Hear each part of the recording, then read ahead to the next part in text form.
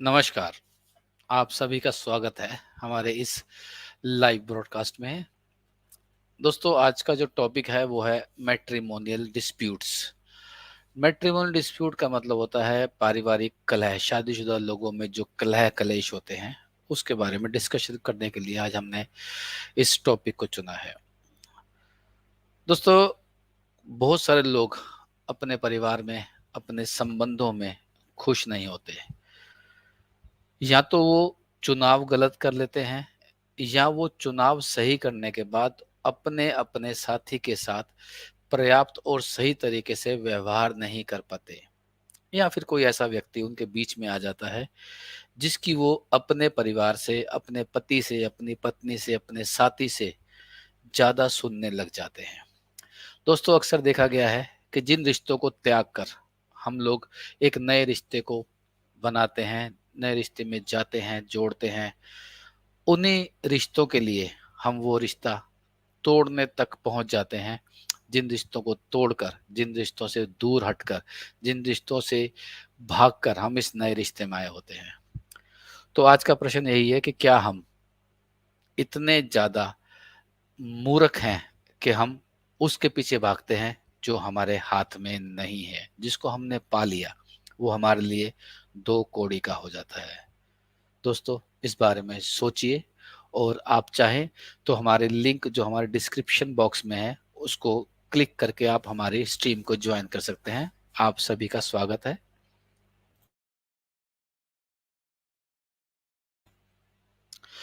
दोस्तों, मेरे देखे अक्सर होता क्या है कि पति पत्नी में किसी बात पर वाद विवाद होता है, झगड़ा होता है, और वो अपना झगड़ा अपने बेडरूम से बाहर अपने परिवार वालों के साथ डिस्कस करना शुरू कर देते हैं।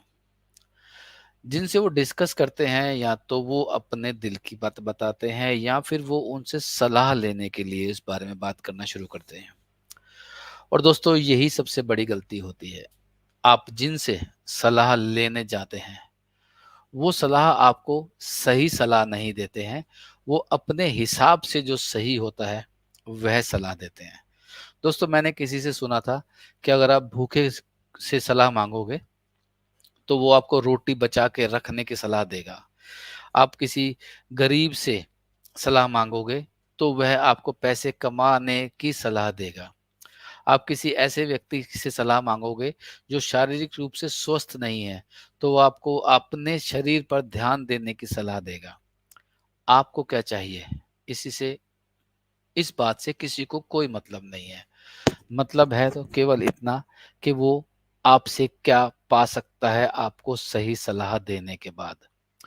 दोस्तों, अक्सर प्रेम विवाह में लड़का लड़की अपने बहुत सारे परिवारजनों को दुख देकर एक नए रिश्ते को जोड़ते हैं, और समय व्यतीत हो जाने के बाद, समय बीत जाने के बाद अपने पुराने संबंधों को, जिनको दुख दिया होता है, उनसे बातचीत शुरू कर देते हैं। आप शायद ये चाहते हैं कि आपके संबंध उनके साथ फिर से मधुर हो जाएं, लेकिन कहीं ना कहीं आपने उनको चोट दी होती है, आपने उनको हराया होता है, आपने उनके सम्मान को ठेस पहुंचाई होती है। तो आप जिसको चोट पहुंचा चुके हैं, जिसको सम्मान को ठेस पहुंचा चुके हैं, उससे आपको उस परिवार को बचाने की सलाह कैसे मिल सकती है जिस परिवार को बसाने के लिए आपने उनको अपमानित किया था? जरा सोचिए।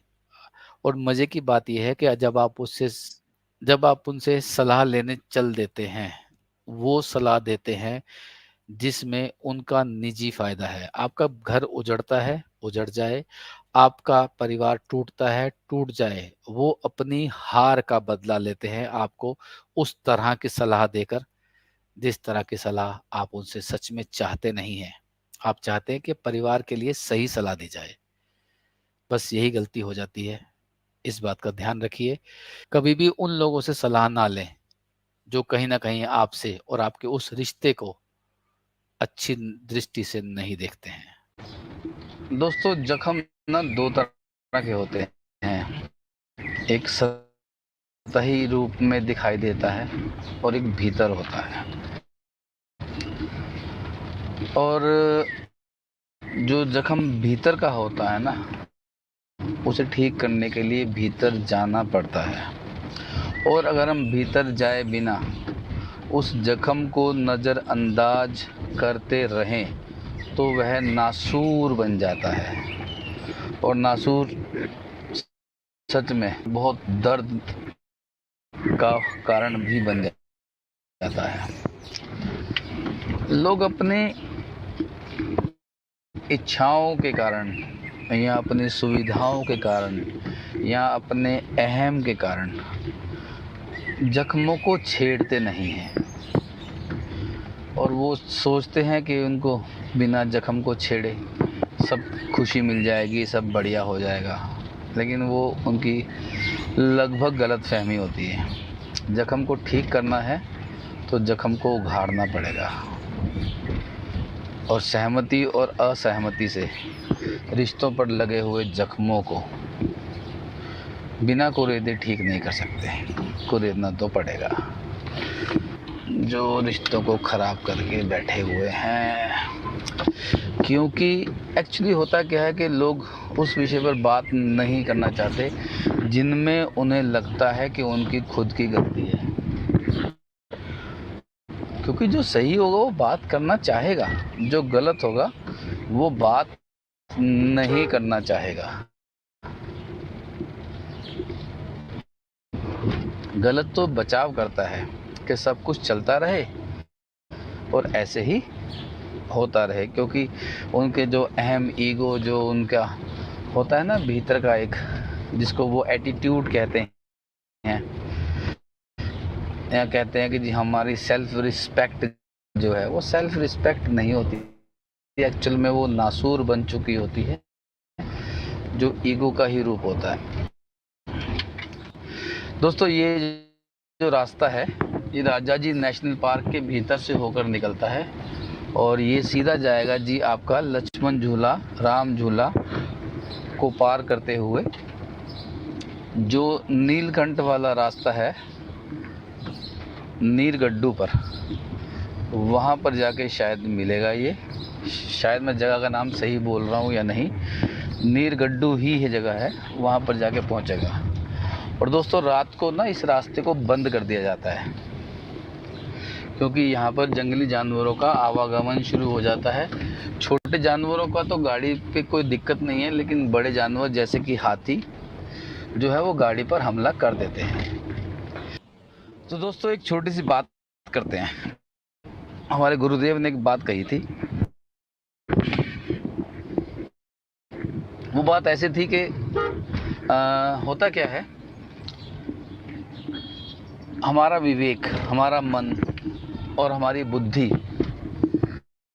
और जो हम एक्चुअल में अंदर से हैं, जो हमारा सबकॉन्शियस माइंड है, वो क्या काम करता है, कैसे काम करता है, उसको कैसे सिखाया जाता है। मान लीजिए कि आप एक घर में रहते हैं और आपका नाम है क्रोध, और आपके घर में और भी लोग रहते हैं, किसी का नाम वासना है, किसी का नाम लोभ है, किसी का नाम क्रोध है, किसी का नाम वैमनस्य है। ये सब आपके घर में रहते हैं, और घर के बाहर एक दरबान है, और वो दरबान जो है वो है बुद्धि। सारी शिक्षाएं, जितनी भी शिक्षाएं हमें मिलती हैं वो सब बुद्धि को मिलती हैं। जितनी भी हमारी एजुकेशन है, जितनी भी हमारी कंडीशनिंग है, वो सब बुद्धि को मिलती हैं। और भीतर के जो भी लोग हैं, लोग रहते हैं, क्रोध, लोभ, मोह, वैमनस्य, ये सब जो है वो भीतर के ही रहते हैं, जिनको कोई भी शिक्षा नहीं मिलती है। वो हमारे अवचेतन में कहीं, हमारे सबकॉन्शियस माइंड में कहीं रह रहे होते हैं। दोस्तों, होता क्या है कि जैसे मान लीजिए बाहर कोई झगड़ा हुआ, तो घर में से क्रोध निकलकर बाहर आएगा और सामने वाले को गोली मार के वापस अंदर चला जाएगा। और बुद्धि, दरबान, जो दरबान है, जो गेट कीपर है, वो मालिक को कुछ नहीं कह सकता, सिर्फ उसको आते और जाते हुए सैल्यूट मार सकता है। तो जब भी क्रोध बाहर निकलता है तो बुद्धि उसे मना करने की बजाय, रोकने की बजाय उसे सैल्यूट मारती है, यानी कि जस्टिफाई करती है। जब बुद्धि जस्टिफाई करना शुरू कर देती है तो वो उसको रोक नहीं पाती है, क्योंकि वो उसके साथ मिल गई है और साथ मिलना ही उसका कर्तव्य है, क्योंकि वो केवल एक दरबान है। ठीक है जी। अब क्या होता है कि समाज के लोग आते हैं और वो दरबान को आकर समझाते हैं कि क्रोध करना गलत है। बुद्धि कहती है ठीक है जी, क्रोध करना गलत है। वो कहते हैं ऐसे नहीं करना चाहिए। बुद्धि कहती है हाँ ठीक है, नहीं करना चाहिए। बुद्धि को आकर उस दरबान को, जिसको सारा समाज आकर समझा जाता है, सारे मैसेज दरबान को मिलते हैं, सारी बातें दरबान के साथ ही होती है, लेकिन दरबान क्योंकि सिर्फ एक नौकर ही तो है अवचेतन मन का, तो वो उनको कुछ भी नहीं कह पाता। वो जब समझाने जाता है या कोई बात होती है तो वो बड़े क्रोध से अंदर से बाहर आता है और वो बेचारा क्या करे, सैल्यूट मार के रह जाता है। ऐसे ही जब वासना जागती है तो वासना अपना काम कर जाती है, दरबान उसको भी जस्टिफाई करता है, बुद्धि उसको जस्टिफाई करती है। ऐसे ही वैमनस्य, जलन, हर चीज को आपकी बुद्धि जस्टिफाई करती है, लेकिन सारी शिक्षाएं, सामाजिक शिक्षाएं मिलती भी बुद्धि को ही है। तो बाहर से भीतर तक कोई भी बात नहीं पहुंचती है, उसका कारण सिंपल सा यही है कि वो सुनना और समझना चाहती ही नहीं है, क्योंकि वो अपने सारे मालिकों को जस्टिफाई करने में ही अपना टाइम बिता देती है। तो दोस्तों, जो मेन बात इसमें है वो ये है कि लोग जब कहते हैं ना समझ आ गई, तो एक्चुअली वो बुद्धि समझती है, विवेक नहीं समझता। वो बुद्धि समझती है, वो आपका अवचेतन मन, वो आपका सबकॉन्शियस माइंड, वो आपका होना, वो नहीं समझता, केवल बुद्धि समझती है।